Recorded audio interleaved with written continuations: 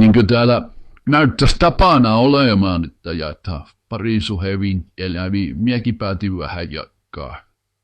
Meillä on tullut siihen tuokseen, että parasta parisuhteelle tekee, kun viettää aikaa yhdessä.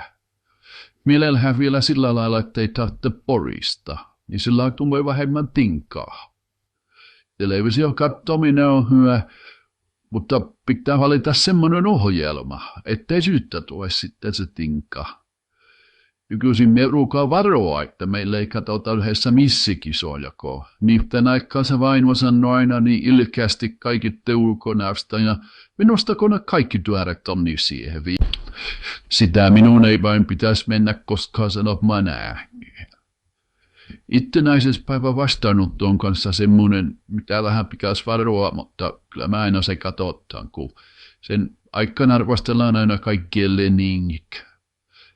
Samaten hyvä yhdessä aloa on, kun ostaa vaimolle kirjoja. Kun se lukee niitä, niin siinä yhdessä ei tule samaan aikaan pintaa. Hätyy aina vai katsoa vähän, että mitä kirjoja ostaa. Kun kerran me meni ja ostin semmoisen 50 size sijoittu kirjan, niin silloin ei oltu kyllä rauhassa. Mutta en mie sitä kyllä pahana pitänyt, kun vaimo oli kuitenkin niin hyvällä päällä. Sen kirjan aikaa vai se luppuminen jäi kyllä vähän väliin. Kyllä kirja sekin kyllä taisi olla. Mutta menemäpä takaisin asiaan, eli yhdessä tekemiseen. Ja kirkossa käyminenkinhän olisi hyvää hommaa. Ei sillä kirkossa tule tinkaa, mutta kun mielainen oikein jaksaa sitä. Uudellaan nyt, kun aikuinen mies siellä puhuu pehevosilla mekko päällä. Vaikka kai se on se käynyt kyaikaa. Ei minua haittaa, vaikka miehen puolellekin kulkeva mekoissa, kunhan nyt kulkevat omissa läningeissään. Mikäs tuosta?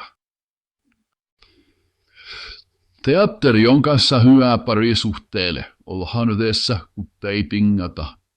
Vastakin kävimme katsomassa Vojakkalassa teatteria, vaikka vojakkalalaisia vähän pöljänä porukkana noin yleensä pidätäänkin, niin rohti hyvää näytelmää ne olivat siellä tehneet.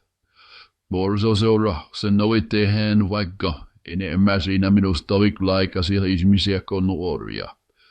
Mutta hyvää aikaa oli seksi. Ei tullut esityksenä vaimon kanssa yhtään sana harkkaa. Lähellä oli kyllä, kun ne pitivät sen tauon ja kun ne tykkää sitä kahvista. Mie siinä sitten meni vaimolta kysymään, että josko mekin pitäisimme tauon ja muistelisimme vanhoja ja tehtäisiin niin aikanaan tapsiakin tauolla. No. Sitten se kyllä vähän hermoskui ja pukki minua kylkkiinkin ja käski unohtamaan kaikki semmoiset ihmisten ilmoilla.